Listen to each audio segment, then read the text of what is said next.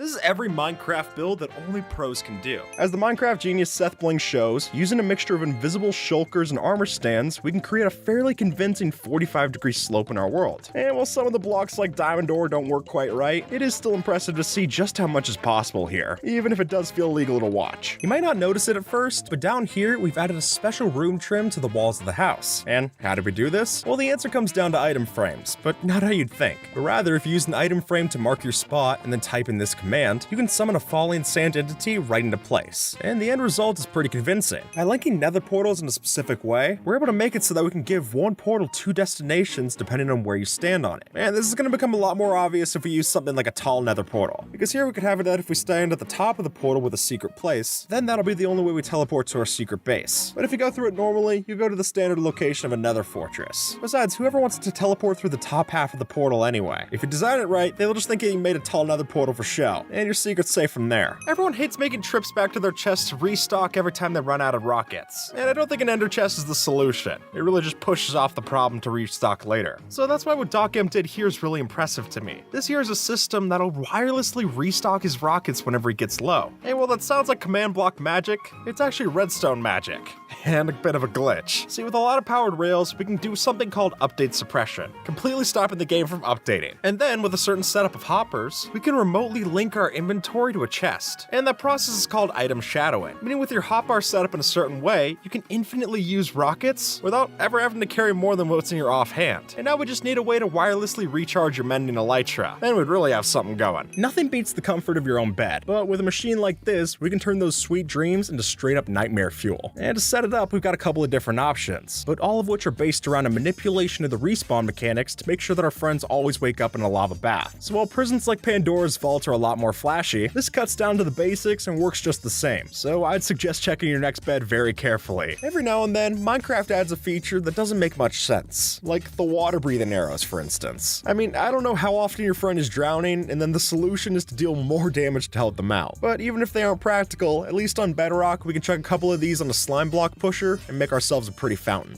Adding a bit of color to your house can go a long way, and by that logic, this colorful contraption should help out a ton. Though, as the title says in this post, it's maybe more fit for giving you a migraine than a masterpiece. Here, you'll notice that the player lined up a 2-block hole with a full-scale build behind it, which is an odd sight for sure. And while it's easy to admire the skill put in, anyone can just as easily tell that this jar of jelly beans just doesn't match up. But hey, it's impressive nonetheless. Did you know that smoke from a campfire is able to pass through a block? Well, sure enough, that's gonna be the basis for this new grill that we're building. Since with a couple of looms like this, we can lay it out in such a way that it looks like we've got a smoking grill for our outdoor patio. And honestly, when the alternative is building one of these out of a bunch of iron and minecarts, for those of us on a budget, I think this will more than do the trick. Parkour is a pretty straightforward concept. You have a goal and you have to jump to get there. I mean, it's not rocket science. But to spice up that idea, we need to talk about parallel universes. Or more specifically, using command blocks to jump between two realities like so. See, as it's laid out, we not only have to make sure where we land our jump, but also switch to the right clock to make the blocks appear. And if you ask me, that really takes your jumping puzzle to another level, literally. Since glass blocks are transparent by nature, not with just how they look, but how they're coded, we're able to put entities like armor stands inside of the block.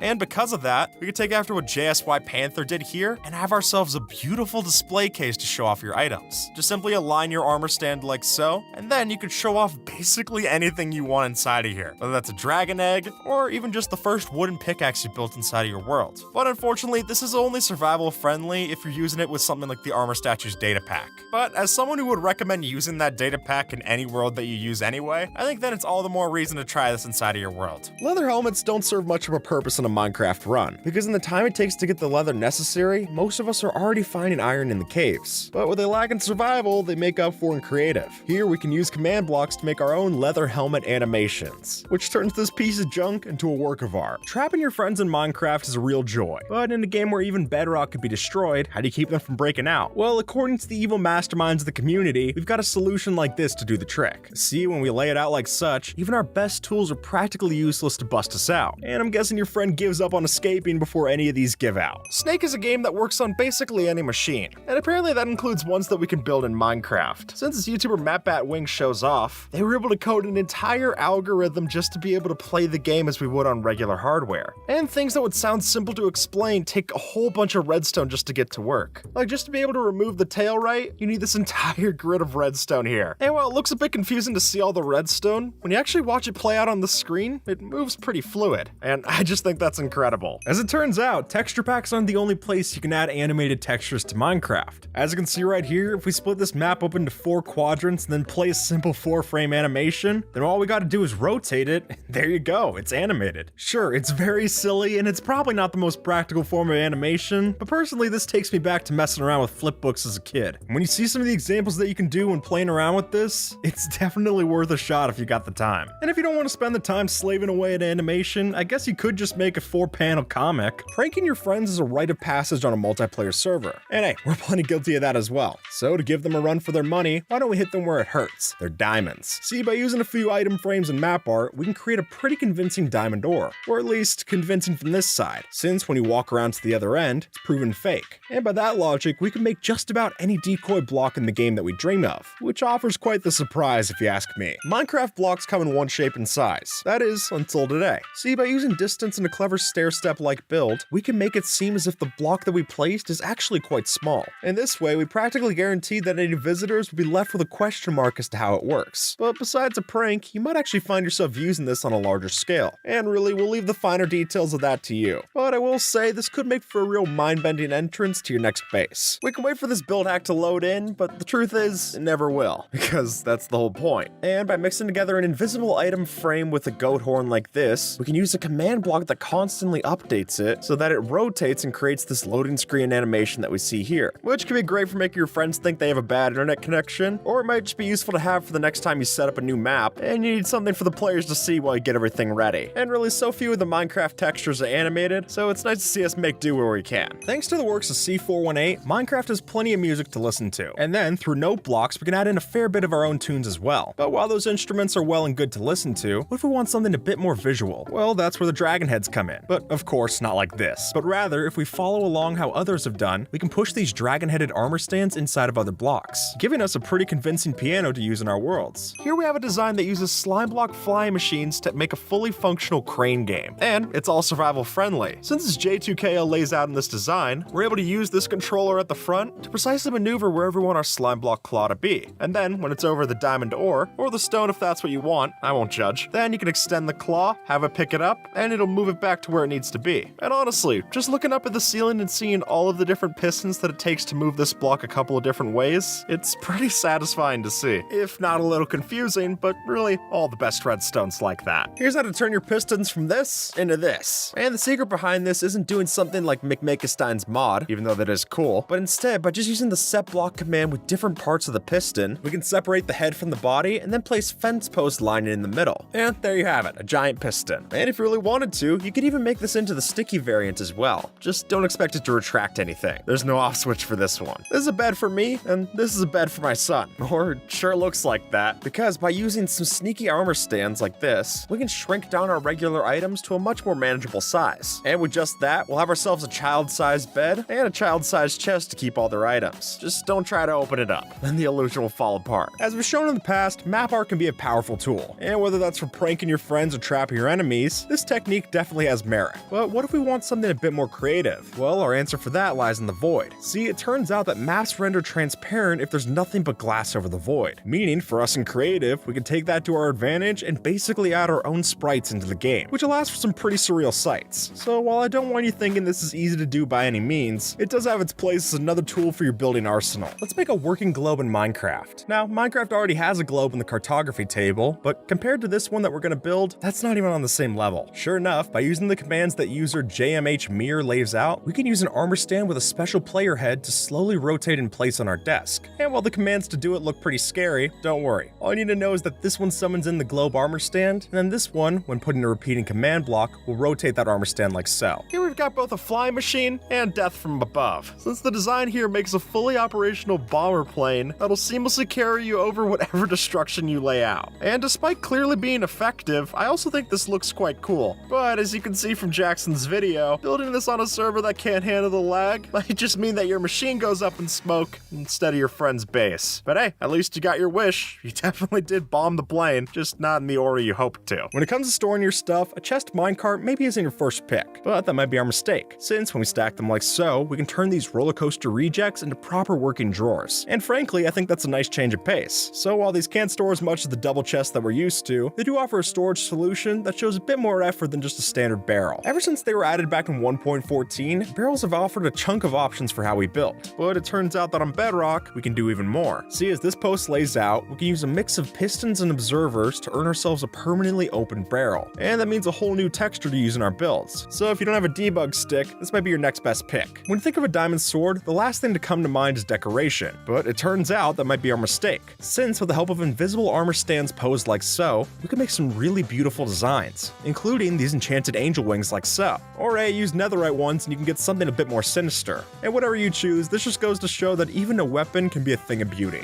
Though with the Dinnerbone name tag, we can take a breeze, flip it upside down, and then use its particle trail to give an extra amount of detail to any kind of thing that we want up here on the surface. So in this example, we have a candle that's outlined by the breeze's wind effect to give ourselves a magic candle inside of your build. And I love how perfectly it just fits in the center of this, right? I mean, getting a breeze to stand still at all sounds tough enough, but if you're able to go through the effort of doing that, this example proves that it's more than worth it. As any game designer knows, it isn't always easy to get the players to follow the correct path, and more often than not, when someone gets lost, they also get frustrated, and that's the last thing we want. So to help guide our players along the straight and narrow, why not illuminate the path like so? By chucking an armor stand with a helmet into a minecart, we can clip the top of its noggin outside to give an animated motion to our road. If you're having trouble finding the dead coral for a TNT duplication machine, don't sweat it, just use glass. No joke, even though it's a less popular way of performing this glitch, all it takes is a setup like so using observers to make an equally effective TNT duplication machine. And you might find this could be even more effective on a skyblock world, where coral isn't exactly close by. And in any case, it's just nice to be able to build one of these without having to need Silk Touch right away. Steve's addition to Smash Bros was a huge deal, and not just to see this character rise from a solo-made indie game into legend status, but also just to see how cool it'd be if minecarts worked like this instead of this. And since that reveal trailer, it's been not just a want, but a need to have this in the base game, and thankfully we have just that. With commands, we not only have a minecart that can place rails in front of it, but it'll also ride across water, lava, and even different dimensions, which is just insane. This is a flying machine, and this is a flying submarine. Since by using the same technology, user Dylan D was able to make this very realistic submarine that can cruise through the water with no issues. And while that alone is wild enough to experience, what really sells this to me is the little details, like the fact that we're able to hop inside these minecarts for a quick little ride, or if we place TNT up on top of these blocks, they'll get pushed up with the soul sand bubble streams and explode any ships that are above us. Bombs away. Minecraft trees don't usually have branches, so let's fix that. With the help of hidden armor stands, you can add in little log details to your tree trunks. That way, you don't have to wait for a big oak tree to grow before you get any branches for yourself. If you've ever felt like someone's watching you, then you know it's a creepy concept, and this example should bring out those same feelings. See, as you move around the head, the eyes will track you like so, or at least that's what you'd think, because with some extra depth, the redstone can move along the black background for a scary sight. But even when you do know how they work, it's hard to say they're not effective, or at the very least, unsettling. When you're getting ready to give your friend a tour of your base, first gonna have them jump down this redstone trap door into the entrance to your base. I mean, why wouldn't they jump? There's water down there, must be safe. That is, until we push a button while we're down below that sends a redstone signal so that a brown mushroom will get filled up with bone meal and create a roof over the water that they were supposed to land on. I mean, this is basically the same thing that Dream did at the bottom of the ravine in the Manhunt, except way more technical, and reusable too. Just not reusable on the same friend. I doubt they'll be jumping down any other things after you pull this on them. Mob farms are nothing new, but a passive mob farm, that's something special. But if we use something like World Eaters to get rid of all the other spawnable area in a place, and once we add in well-lit grass blocks into the middle of spawn, we guarantee that all peaceful mobs that are supposed to be spawning only spawn where we want them to be. And then we use a flying machine to push them over to the killing method and get ready for the next batch. And if you're wondering why we built it so low in the world, again, that's to increase the amount of spawn rates that we're gonna get, which is a hassle to build, but it's also just about the only reliable way that we're getting a constant automatic source of cows, pigs, sheep, and horses. So I think it's a worthwhile trade-off. When you're playing Minecraft for long enough, you're sure to accumulate a lot of junk, which is par for the course, but at some point you gotta get rid of it.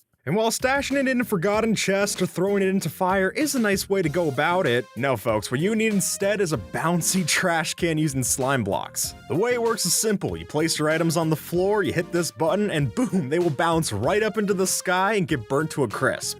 Is it satisfying? Oh, absolutely. But just make sure you don't get too close to the trash chute. When you get up close to this one, it's hard to tell what's going on, because really, there's nothing to see from down here. But then as we start to pull back, all those smaller squares that we added into the pattern will eventually become larger squares until, as we zoom out even more, you get to see this distorted effect on the square outline, giving you a wavy square effect when there's really no waves in sight, and also a bit of artifacting as the game tries to render this all in one image. But when you look past that, you can see that truly all these lines are straight. Follow along any part of this square and you'll notice that it all lines up. But taking the image as a whole, because of the way that we have the square patterns going inside of the actual squares, it tricks your eyes so that you're thinking that you're following a non-straight line. And then adding some heavy contrast with black and white squares, the effect gets pretty good, even when you know how it works. Who doesn't love a good maze? And while building these out of leaves and stone is a bit more common, they don't exactly raise the stakes. So if you really want to guarantee that your friend's on edge when they come back in, then all you gotta do is build a lava wall maze around them. If you're not prepared, these things are definitely a pain to navigate. Is it cruel to do? Well, I won't lie to you. It absolutely is. But is it also fun? Well,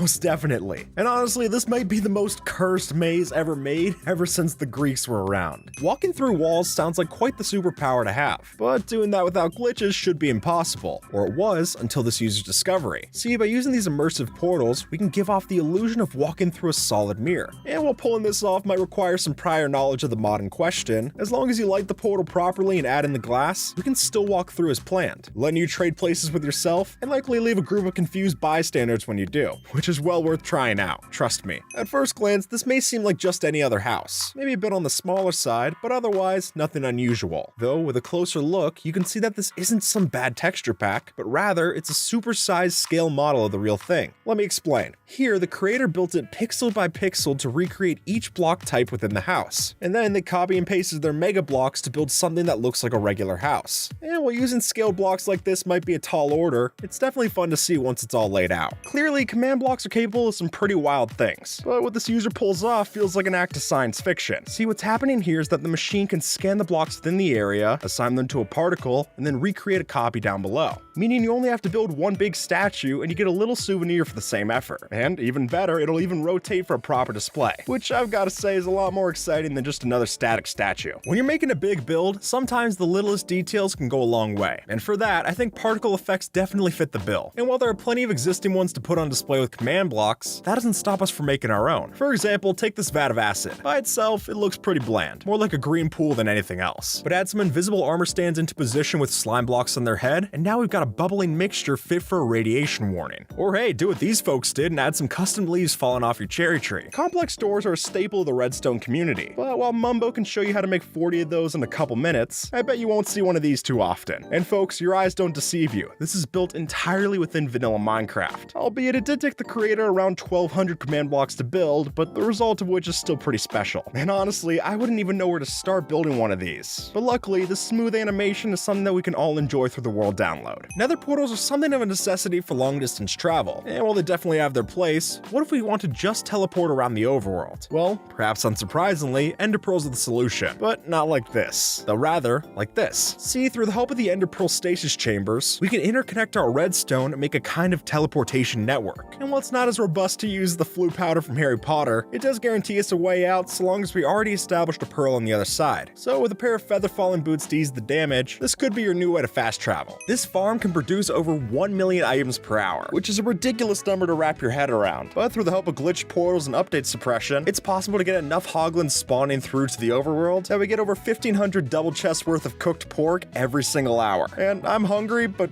that should be enough to even feed me. And if we go over to the nether side, you'll see that we have a row of glitched portals like this that make sure that every time that a hoglin spawns, it comes over to our overworld and gets cooked for our dining pleasure. Moving around a bunch of items is a boring process. And whether you're doing this manually or through a hopper pipeline, the truth is that it's not the most interesting either way. So to fix that, these automatic pipes might be the new solution. Since with a ring of trapdoors like so, we can still have our items flow in a water stream, but ditch the bland aesthetics that we're used to. too. And hey, it might not be as efficient as using ice blocks underneath, but something tells me these look a lot nicer floating through the air. So if you're looking for a taste of the Buildcraft mod in the base game, this could be the best we've got. Armor stands aren't just good for showing off our armor, but also for showing off our items. And here, this user took a page out of Zombie Cleo's book on Hermitcraft, where you can use the armor stand data pack from something like Vanilla Tweaks to use the armor stands as item frames. And then by combining that with hanging signs like this, we can get a unique design to show off our rockets and wheat for sale. And while it does get a little hard to format the text when you're trying to make the sign look just right, this is definitely a lot more eye-grabbing than just having text alone, so I think you make up for that shortcoming. And personally, I see this as an evolution of using item frames and signs that we've shown off in the past build hacks video. Now we're not just limited to blocks, we can use any item that we want here. And angle it too. It looks really cool. Now, using sea lanterns and snow-covered maps is already a famous way to trap your friends. An infinity room, a matrix room, whatever you want to call it, it's been done before. And while I still fully love this design, there's still more we can do with this. Like, for example, what if we trap them in a different color? All of a sudden, that white infinity room of nothingness turns into a blue screen of death. Anyone who plays on Windows is already pre-programmed to get a shock of horror when they see this shade of blue on their screen, so it's a pretty good way to give them a jump and a startle when they come back onto the server. If you don't have World Edit loaded up, then the fill command is the best you got, and let's be honest, it's not the most robust, so we'll need to get creative to get the most out of it, and luckily this seems to do the trick. See, if you were to build in a regular shape and then fill from layer 2 onwards with carpet, then it will only stack where the pattern is, and then you change the carpet for your block of choice, and now enjoy the time that you've saved. How did this zombie get so much bigger than this other one? Well, while I can answer that, the truth is neither of them are. Or rather, they're both the same size. They're offset in just a way so that this one that's close to us looks bigger in the background, whereas the one that's further away seems to be smaller even though it's not that closer up. And honestly, the whole way that this works is by using a tunnel like this. Since by having those flat geometric shapes, it makes it a lot harder for your eye to tell what's going on. So it just figures that by relative scale, that's how big one zombie is compared to the other. Even if, as we know, they're both the same size. Watch closely, because if you blink, you might miss this one. Since by using a Ravager setup like this, we're able to launch ourselves over 1,000 blocks just like that. After building this user design, the steps are pretty simple. We move into the pressure plate while holding the block key, making sure that the fence gate locks us in place, and then after we block enough time so that the Ravager gets stunned, which you can tell by its head shaking around, then we quickly click this minecart, keep blocking, and then wait for it to hit us again, until just like that, we're shot hundreds of blocks away from where we started. Just make sure you have a safe place to land when you get to the other end. After all, you wouldn't want to die 1,000 blocks away from where you're supposed to be. Now, calling this a bartering machine doesn't even seem fair. With 60 piglins employed, it really feels more like a company. Or a sweatshop more like it. I don't think they're getting breaks. But they're also in the Nether, which I doubt the OSHA really applies to. Labor laws aside, with all this bartering that you're doing, we're able to get 200,000 drops per hour. All of that done with 99.997% efficiency. And what's even cooler than bartering all those items is then watching all those items filter around the sorting system multiple times so that they get picked up. And the only times that you don't get all the items from this farm is if they accidentally get discarded because of the sorting system. I mean, when you're getting enough iron nuggets to literally put to shame some traditional iron farms, I think we can call this efficient. Take it from me, adding a hidden basement to your Minecraft house takes it up a definite notch. But you know what takes it that little step further?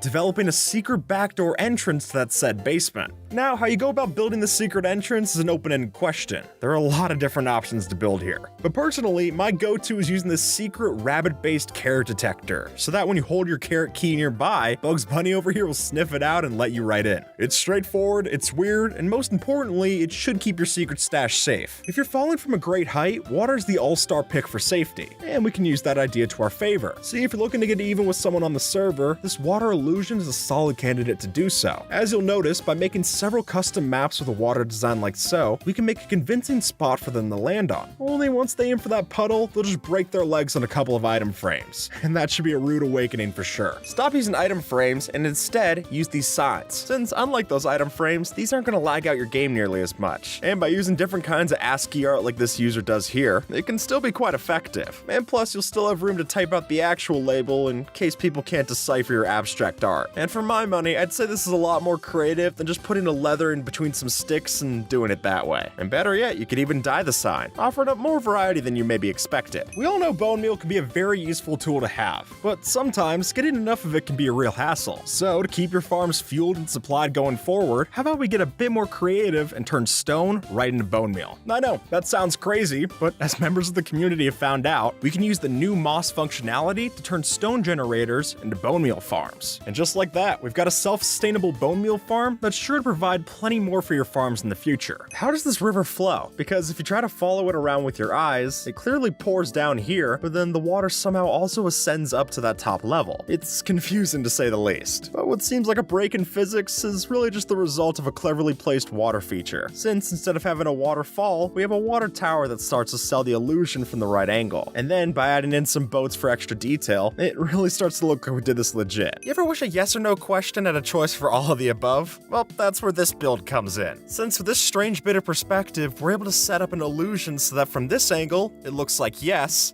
and then from over here, it looks like no. And then from other angles, it looks like Ness, but you can ignore those angles. It's really the two that we're caring about. But what I love so much about this illusion is just how classic it is to Minecraft. I mean, this example that we're showing here by the Malta 87 was built 11 years ago, back before Minecraft is even released. And while you do need to build up quite a bit of scale for this to actually work, I think the results are pretty impressive when you go through with it. Building vault doors with redstone's nothing new. And while we've definitely seen some really large piston doors, what about a door made out of really large pistons? Made by Crafty Masterman, this here isn't just a big vault, but it's a big vault made out of even bigger large-scale blocks. And those large-scale blocks are completely functional. Like, no joke, look at the pistons, the repeaters, even the redstone dust and torches. All of them work, and all of them are giant. And honestly, when you look small compared to the buttons on the build, you know that you got something serious. Showing off your base to a friend can be a great bonding experience, until you find that one greedy one.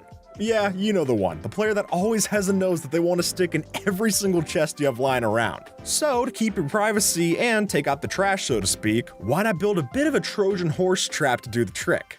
I mean, since they're already opening every chest anyway, it's not your fault if they just happen to find that one trapped chest that'll take them right down to their doom. Building a house is a tale as old as time in Minecraft, but having the game build a house for you is a bit more exciting. That's why this display of a house built entirely of falling blocks is so wild to see. What's happening here is that we have a command block array perfectly timed to launch each and every block into its respective place, until it finally gives us our finished result. And full disclosure, for this to work, you will need a flat surface. Otherwise, those building blocks will just collide with one another and fall right off course. Even though Minecraft is a sandbox game, there are certain rules we're not supposed to break, like placing blocks above a certain height. I mean, why else would it be called the build limit? But that doesn't explain why this site works like so. See, by using a method the community's found for mixing falling sand entities with invisible shulkers, we can essentially make our own builds both above and below the world limit, which can result in some pretty wild sights for sure. So if you're looking for a project in creative, it's a fun tool to use. As we know, Minecraft doesn't allow for leaves to change the season, which is fine if you want an evergreen, but it means our maple trees and cherry blossoms are out of luck. But thankfully, the coral can help us out. As you can see, by using commands to set up certain coral plants like so, we can create some really beautiful leaves to coat our trees. And while you'll need to set the world so that the coral doesn't decay, I think the results are worth it. Instead of placing all these flowers by hand, we're gonna do it with a bow. Strange as it may seem, using the place feature command, we're able to swap out an entity for a decoration. So if we set up the execute command like this in a command block, that'll be able to turn our spray of arrows into a beautiful flower garden. And if you want to make this whole process even faster, I'd recommend using a multi-shot crossbow so you get even more of a spray at the end. Just make sure not to shoot anybody while they're enjoying the roses. Flying machines open up a lot of great opportunities for redstone, but I for one am more interested in this walking machine, since what we have here is Mumbo Jumbo's famous example of building a walking house in Minecraft. And while it's not exactly going to be a comfortable journey, you can't really store as much as you would in a regular house, it's hard to say it isn't impressive when you walk past spawn with one of these. And seeing how other players have taken this idea and ran with it in their own flying bases, I think that's pretty special, if not a little terrifying. You might have seen this build recreating the entire universe in Minecraft, but here's how to do it yourself. Since with the help of glowing invisible item frames, we can mix together nether stars and skulk veins to have ourselves our very own piece of the cosmos right up on our ceiling. And then with magma blocks and frog lights for the sun, the whole thing really starts to come together, especially if you use something like shaders. Now sometimes the best way to use a dirty looking block is to make that the whole point. And as the user patches shows us over here on Reddit, by using invisible item frames or armor stands to put these items on top of the ground, then we can use an armor stand and a fence like this to make ourselves a vacuum cleaner, and now it tells a story. We gotta go clean up the mess inside of your base. And honestly, I like to think about this as a fun bit of world building for all the items that we throw out onto the floor to despawn in 5 minutes. If they didn't despawn, we'd have a lot of things like this. Who knows, maybe there's some invisible vacuum cleaner going through and cleaning up our mess. If so, I appreciate it, but don't expect to get paid for the cleaning. With a new update comes a bunch of untested territory, and the caves include Minecliff's expansion is no different. So that's why I, along with many others, were surprised to see this Reddit user point out just how dripstone can shatter into pieces when it's exploded. For one, I'm amazed it doesn't break into items on the spot, but then to see it split up like this is even stranger. And apparently it's because each piece isn't actually connected, but they just fall close enough to look like one straight thing. Though regardless of that reason, it's still strange to see. Now, we've talked a lot about how great it can be to reinvent and improve your Minecraft house with redstone.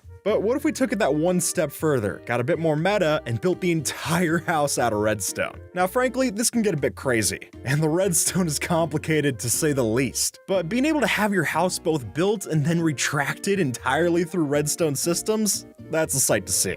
And sure, as you can see from this time lapse, it does take some time for the whole process to be done. But folks, Rome wasn't built in a day, so getting an entire house done and dusted in a few minutes seems like a good deal. Instead of a minecart track like this, try this instead. With the way that minecart's rails work, we can manipulate the physics in such a way so that when we get pushed by a piston, we actually end up going extremely fast on this line of rails. Sure, the end result does cost a lot of redstone, but when you see the kind of speeds that we're able to output here, I think that quickly makes it worth it. And plus, there's even different piston bolt designs that'll let us go upwards, diagonally, or even move mobs around as well. And that would be the reason why many technical Minecraft players use this as their go-to way to travel thousands of blocks in between their builds, especially when it works in the nether. And with that, folks, YouTube thinks that you might like this video, so see if they're right and have a good one, alright?